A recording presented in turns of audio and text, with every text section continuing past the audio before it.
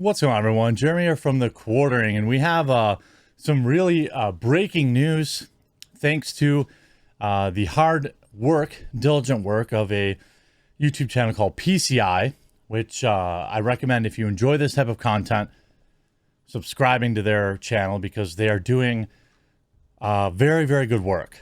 What it looks like is, their channel's built up finding people who, I don't know how to say this exactly, but like the worst kind of people, you know what I mean? Like the kind of people who like to hang around the playground, right? Well, last night, actually just 12 hours ago, there was a live stream, and if you like feeling like secondary cringe or like secondary uncomfortableness, this live stream, actually the actual confrontation is about an hour, and it is the woman doing the questioning is absolutely great. I think her name is Shonda. Absolutely had all the receipts and everything.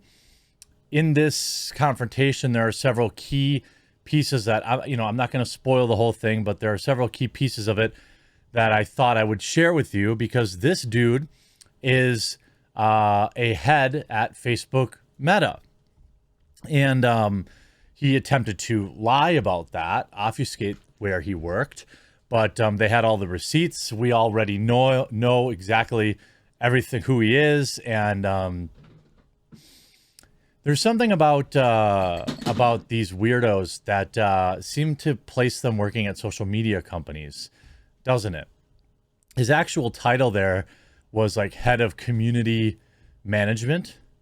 Or community growth, something like that. He has since the video went live, and this is always a great sign of being completely guilty, removed his Instagram. Actually, let's just go. So there is several social medias. I have to be careful because a lot of this stuff has his, as much as I would like to put his personal information out there, YouTube says I can't, and as far as I know, other people are out there. So here's his Twitter, which is no longer in existence. It's also full of nonstop Trump derangement syndrome, which is hilarious to me, just for, I guess, personal reasons. Here's like tweeting somebody about something about Trump and blah, blah, blah. His Facebook is no longer around. And then the Instagram now went private. This is all since then. By the way, you can follow me on Instagram at the Quartering YT. I don't know, somebody already has the Quartering. It's fine. And then his Facebook account also closed. This is all since the confrontation, which, pretty much tells you that dude is guilty. And they had all of the receipts. And if you search this guy up, nobody's talking about it. There's not a single article about it yet, which is actually heartbreaking, to be honest with you. This dude is the head of community, according to the internet, according to his profiles, head of community development. What a great picture. Guy looks exactly like you would expect. Ready? There you go. I have no problem showing his video. In this video, which was put up by PCI, which again, I recommend if you like this type of videos, all credit for this investigation goes to them. In this 2-hour-long video that I watched all the way through to make sure, because this is obviously a very big deal. You don't want to be making out such types of claims that can't be substantiated, but these are all in his own words. And there are several things in this video that I think are worth discussing. At the very early in the conversation,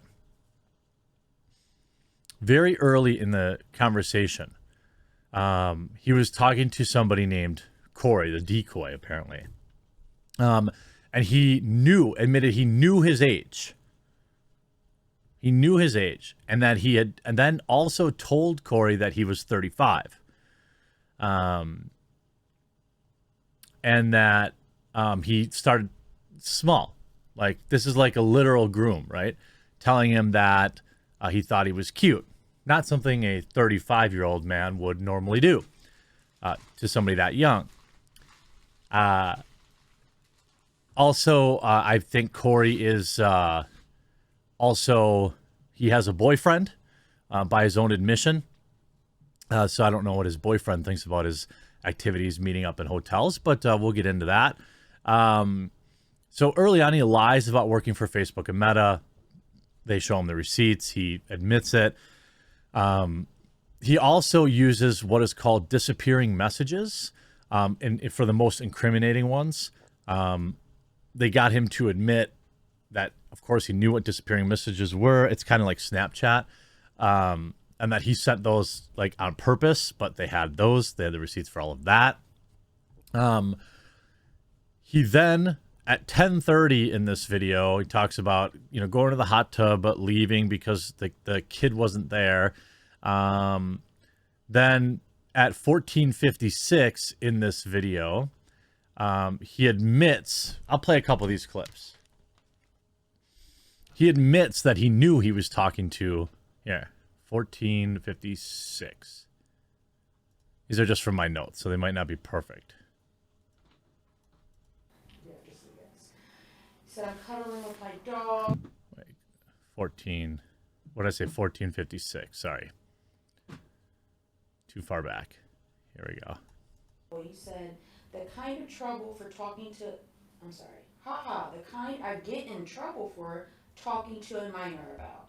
So again, here, you're acknowledging that you're doing something that you should not be doing. Yes. Again, you're smart. Again, so in the messages, he admits that he knows he's he's breaking the law here.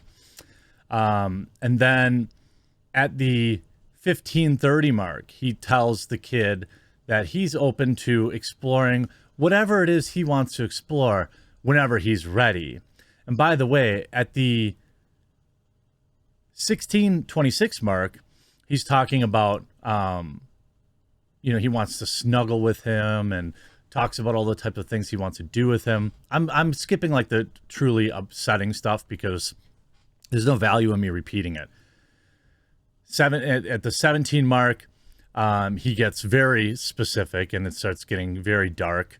He loves to in the buff cuddle on cold evenings. He's saying that he wants to do this with the young one. And then what I thought was pretty funny, not funny, but like, I don't know what the right word is. At 18:46, he literally told the decoy that this was a safe space and that he could feel free to say what he really wanted to do. At 25:47 in the clip, he admits he told him that he wanted to meet up. At 25:47, he wants to meet up. At 34:30, he admits that he was leading him on, and at 35 minutes exactly, he then again agrees to meet up again. And then we get to the 46th minute where I think this guy just realizes he's in big trouble. He then tells the decoy that he wants to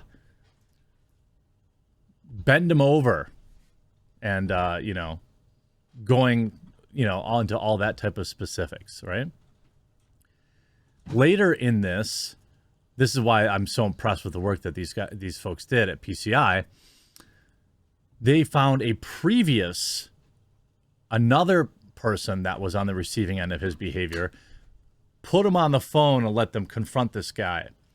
As of right now, the frustrating thing is with a lot of these like online investigations, there's never really any criminal follow through because the methods that they use might not be perfect.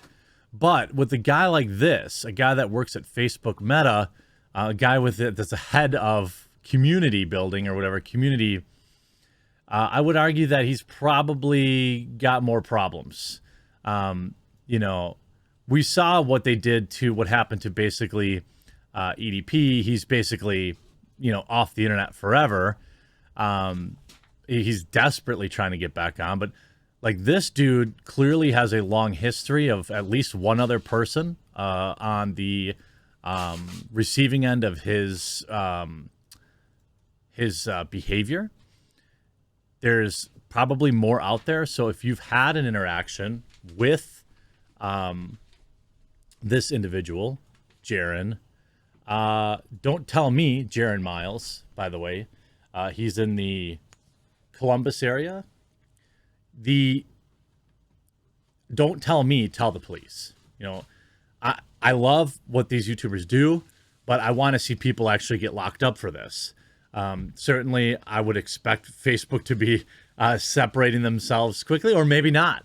You know, again, like I said, it's an interesting correlation between these people and working in Silicon Valley. Now, you could say there's a cross-section of society, and there's just a lot of people in the world in general. And then, you know, when you employ 50,000 people at Facebook, you're going to have a couple of weirdos there.